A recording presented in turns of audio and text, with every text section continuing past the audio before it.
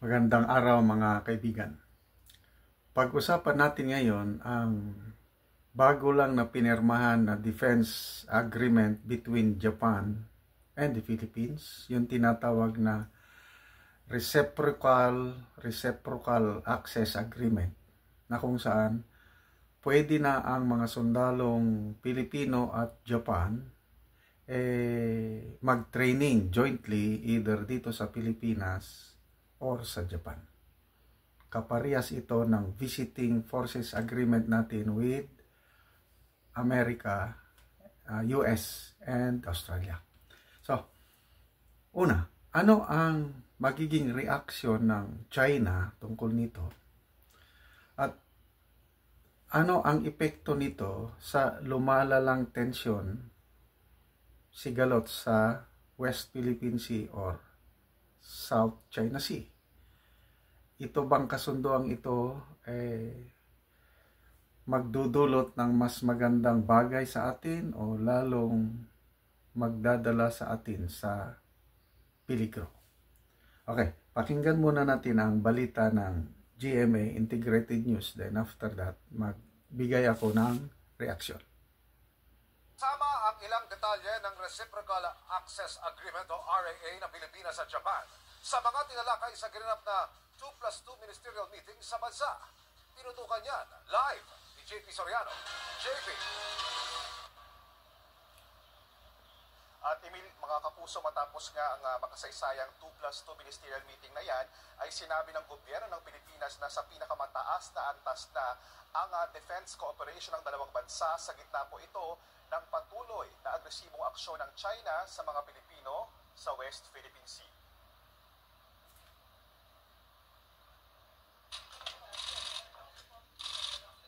Bago ang 2+2 ministerial meetings ng Japan at Pilipinas, magkahiwalay munang nagpulong ang mga defense at foreign ministers ng Japan at Pilipinas. Tumagal ang pulong ng mahigit 2 oras.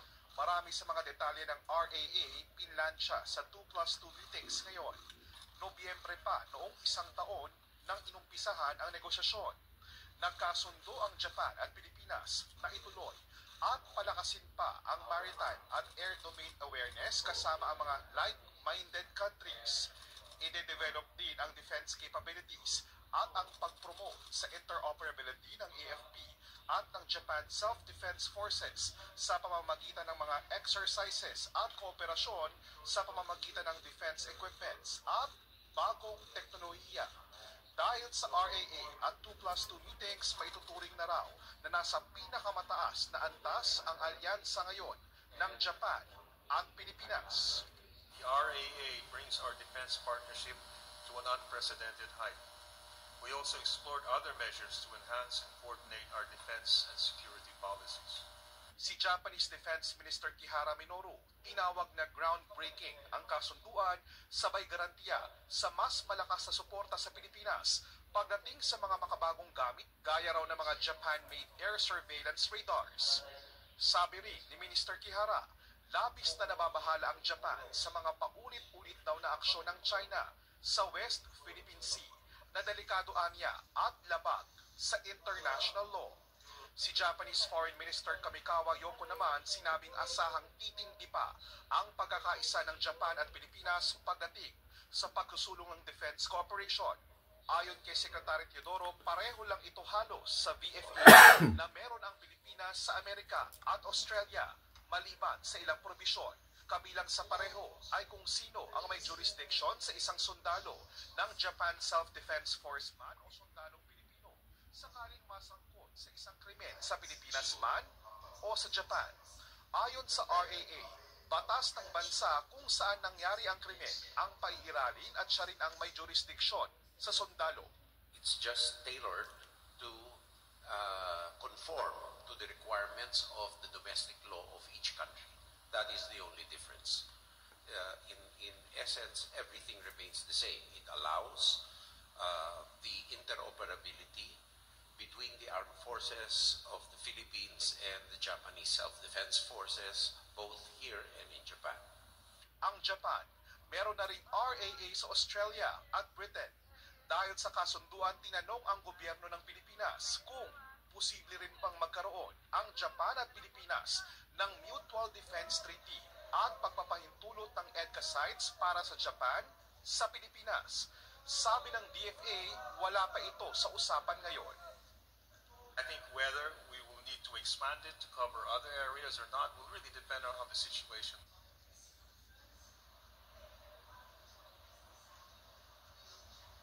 At imin mga kapuso, kabilang nga po sa mga napagkasunduan sa meeting na yan ay ang pangako ng Japan ng agarang pag-deliver ng 5 malalaking Coast Guard ship sa Pilipinas na galing Japan na bahagi po ng tinatawag na ODA.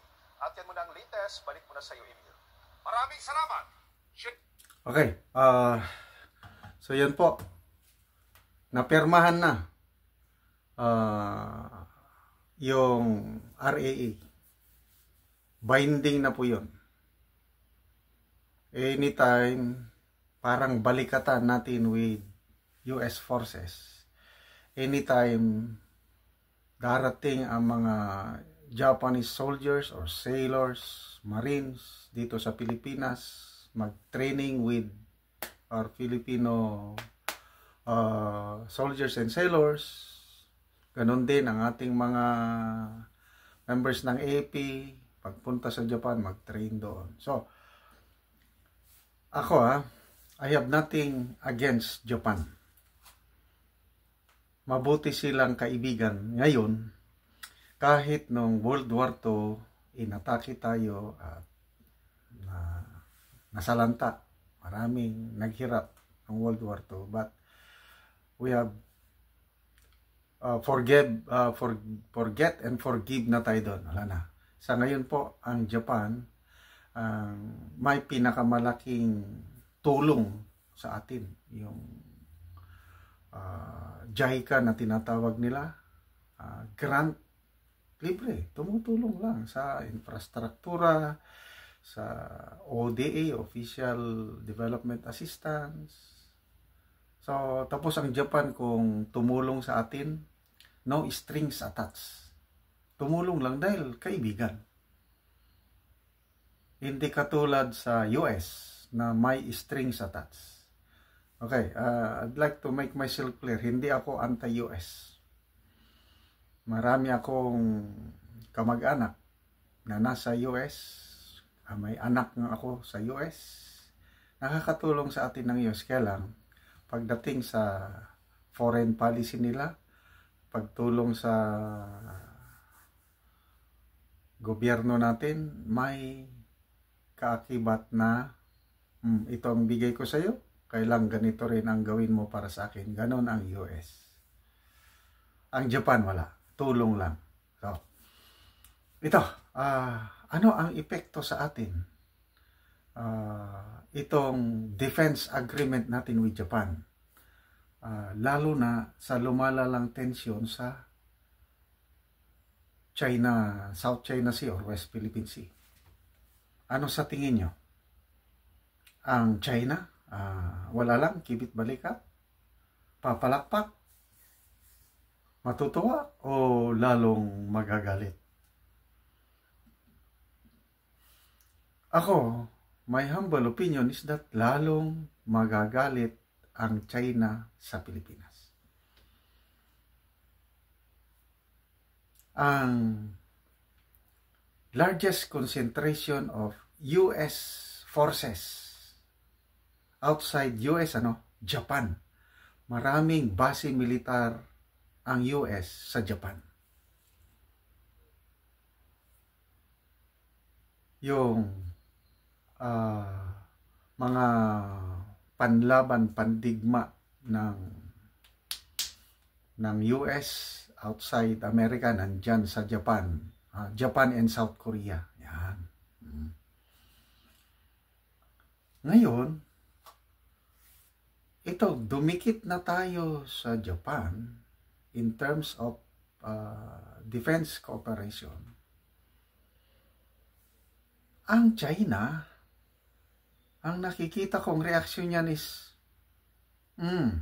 palaban ka, papatulong ka na kahit kanino. Sige, tingnan natin. Ang China ngayon is lalong ibubuli tayo, lalong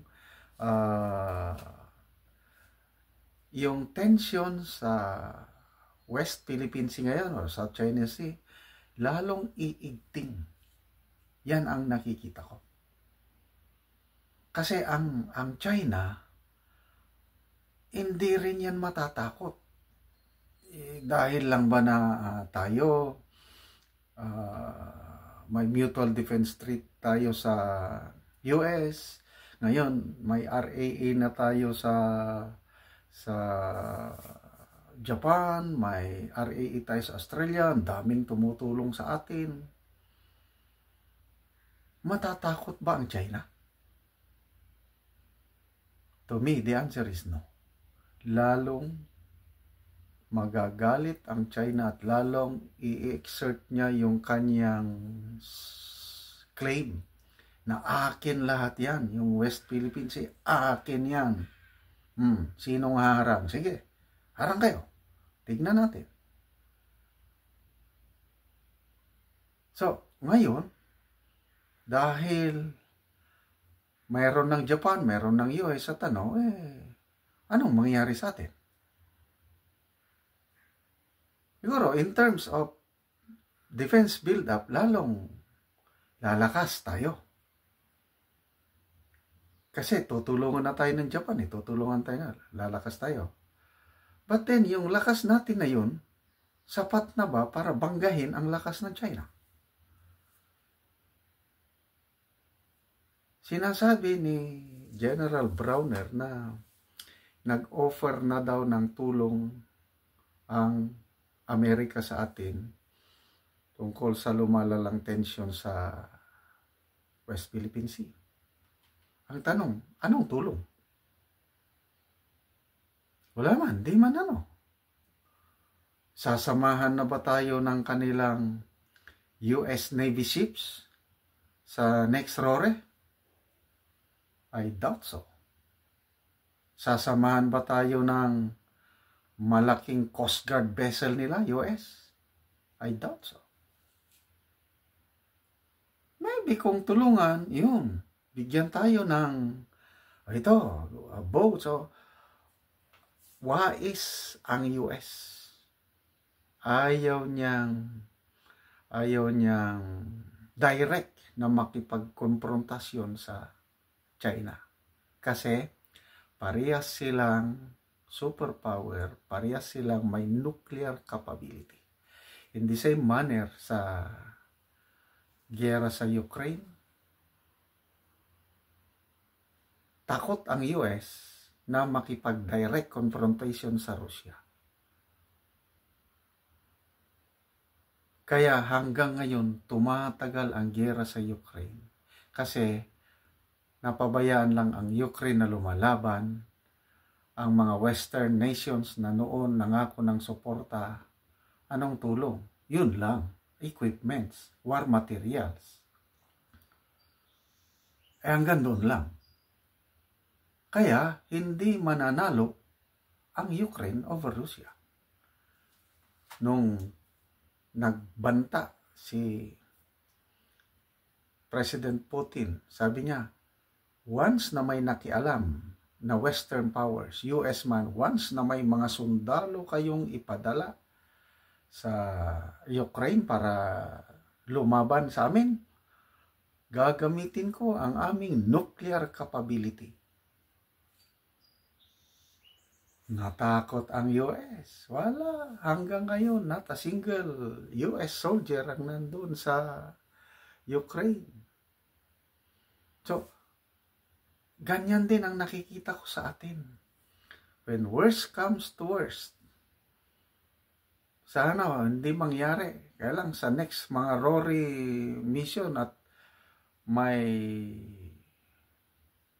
mapaslang na sundalo natin, Navy natin, putukan na. Nako.